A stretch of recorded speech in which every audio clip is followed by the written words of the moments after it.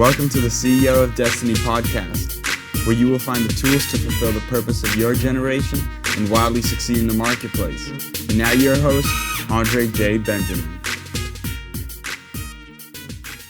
What is your feeling with, you talk about programmable money overarching as what this is. What are your feelings about smart contracts? And can you talk a little bit about some of the opportunities for creatives with intellectual property and kind of monetizing the things that they create on? So for instance, you being an author and you not with something like smart contracts, would you need some of these third parties, or would you be able to just do some of these same peer-to-peer things, direct to consumer, and reap the benefits for the life of a work? Well, there's all kinds of ways that smart contracts, will be used in business from all kinds of operations, but specifically about content creation.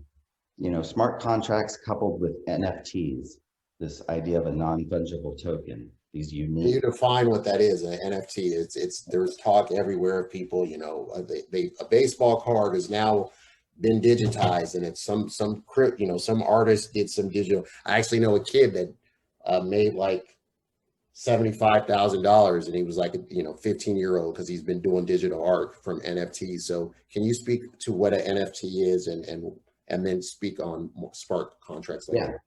So an NFT is a non-fungible token. Money is fungible. A Bitcoin is a Bitcoin is a Bitcoin. But NFTs are unique. They're unique items, and so they're not fungible. And so what's interesting about them is to be able to show ownership or guarantee ownership of an item. It works really well for digital assets because it's easy to use NFTs for the digital world. If you have music, or if you're an artist, what's really great about NFTs, could be something like, right now, if you're an artist and you sell a painting from a gallery, you only get paid once. But if you were able to use NFTs to transform to transfer the ownership of that art, then every time the NFT transferred, you could have smart contracts that say, all right, whatever the cost was, 10% goes back to the original artist, right?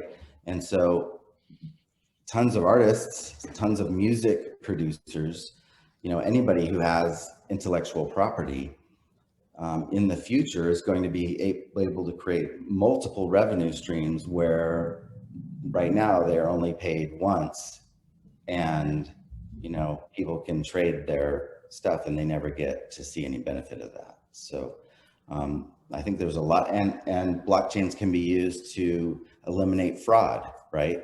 Yes. NFTs, you can eliminate fraud because you're guaranteed to know, whoever owns the private keys of that NFT is the owner. And so I think there's a lot that's going to happen over the next decade with content creation and with art and the blockchain. So when you talked about privacy in the book and kind of the importance of privacy, I think privacy is, I think humans are created in my assessment, and that's part of fundamental, because I hear people say, if you're not doing anything criminal, then what does your privacy matter? And I don't know how I feel about that. I just think fundamentally that's part of being human, is having privacy. It doesn't mean that you are doing something nefarious. It just means that you're not always on. Jake can go and see his family and his friends and have the dignity of choice to sit with them and have conversations that are for them to hear. I mean, that's just life. So when you talk about using some of these services that are quote unquote free, but it seems that the users may be the product. Can you speak a little bit about privacy and the concerns based on where we're currently at, and then what the blockchain may provide for people? Things like, Google, Amazon, Facebook, these serve, a third of the globe, and they can determine the FANG stocks, and they can determine who gets to use them and not, and they get tons of data on us. We relinquish tons of data. That can get worse and worse and worse as that data gets more and more aggregated.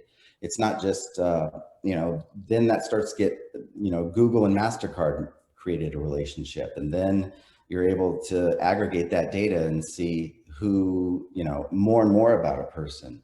The scary thing is, as that continues, what if decisions of insurance or something start to get affected because they know so much about you? The other thing is just Big Brother chills the discussion of a person. You just start to be scared to say things or be scared to express things. I mean, you can even feel it on Twitter. You don't want to say things just because there's this, You can get canceled. you get canceled from a 15, 20-year-old conversation, or just yeah, I mean, it's unbelievable that, somebody said something 9 years ago and they're having to apologize for it or whatever. So you don't even want to say anything on it. Or if the government starts to then be able to make decisions based on information that should be private. So we want to be able to have commerce where we get our privacy back.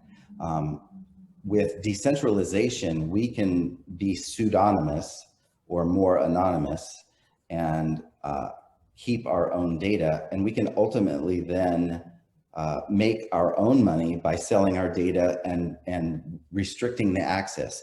Yes, you can have some of my data for some amount of time for a price. You'll be able to keep your data and make more on it.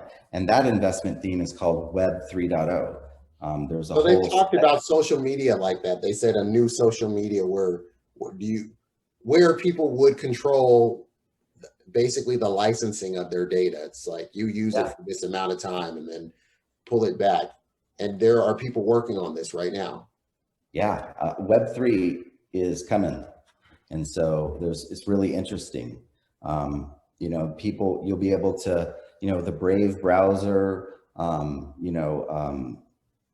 there are many tools that are being used that are creating the Web 3. So Google Web 3, it's very interesting.